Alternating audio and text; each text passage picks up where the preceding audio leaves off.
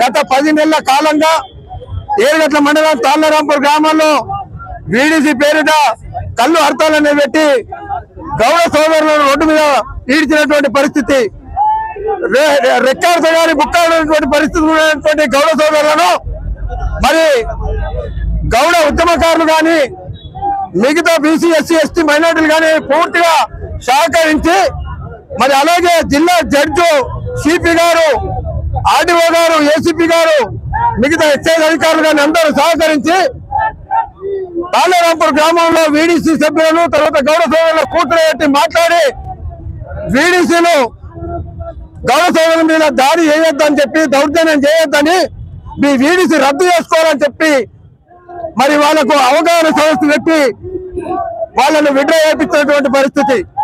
కానీ village committee వారు వీడీసీని అధికారికంగా రద్దు చేసుకున్నట్టు చేసి లోపల మాత్రం వీడీసీని అదే ప్రకారం కక్ష వెంచుకొని మరి నిన్న మొన్నటి రోజు ఒక బీసీ బిడ్డలైనటువంటి యాదవ బిడ్డలను 4 చెట్లు వాళ్ళతో కొట్టిపించి మరి వాళ్ళను ముంగర తీసుకొచ్చి బీసీల మధ్యనే ఘర్షణకు పాల్పడుతున్నటువంటి పరిస్థితి కొందరు.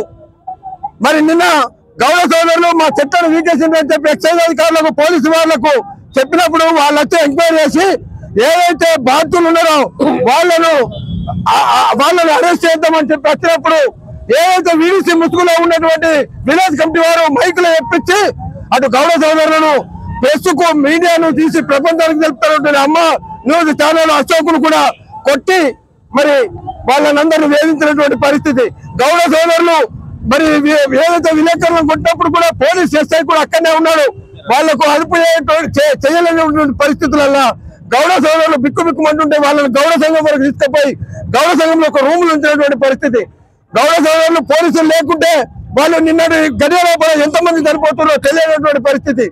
ఈ విషయాన్ని ఇప్పటికైనటువంటి రాష్ట్ర ప్రభుత్వం పూర్తిగా గ్రహించి ఈ కేసును సుమోటోగా తీసుకొని వీడీసీ ఏదైతే ఆర్మోటిజాలు ఉన్నాయో వాటిని రద్దు చేయాలని చెప్పి అలాగే యార్మూర్ మండలంలో పిప్లి గ్రామంలో కూడా అర్థమూరులో వీడీసీలు చేసినటువంటి దౌర్జన్యం ఆషామాషి కార్యక్రమం కాదు. మనం ఒక మొత్తం విలేజ్ వాళ్ళందరూ కలిసి మా గౌండ్ల సోదరు మీద అటాక్ చేస్తే వాళ్ళు చీకట్లో రూములో బిక్కుమనుకుంటున్నారు. దాన్ని చూస్తుంటే మా గౌండ్ల సోదరు అందరికీ దుఃఖం వస్తుంది. ప్రారంభమైంది ఇద్దరు ఇంత మెజార్టీ మాది ఇది చూసుకుంటావా?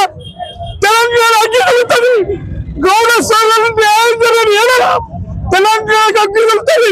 ప్రభుత్వం చూసుకుంటుంది.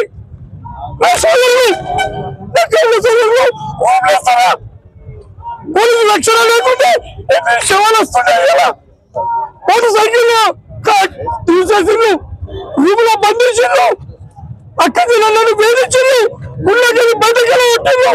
ఇది వెనకించమా ఏంటి?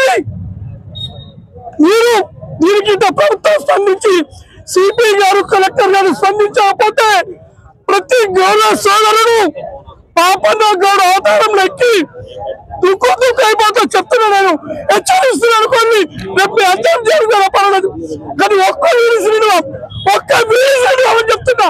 ఈ జాగ్రత్త అని చెప్తున్నా. గౌడ న్యాయం చేశాక మేము పోరాడుతూనే ఉంటామని చెప్తా.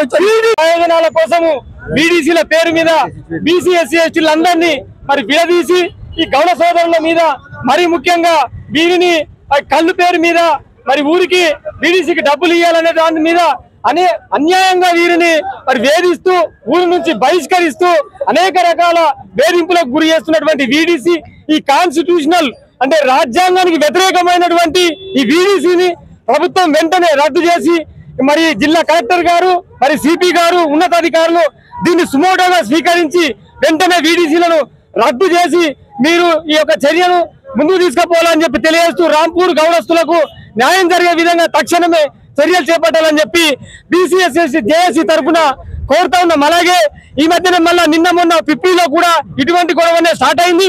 అక్కడ కూడా వెంటనే అధికారులు అప్రమత్తమై దాన్ని కూడా వెంటనే పరిష్కరించే విధంగా మీరు చర్య చూపాలని చెప్పేసి కోరుతూ అందరికీ నమస్తే.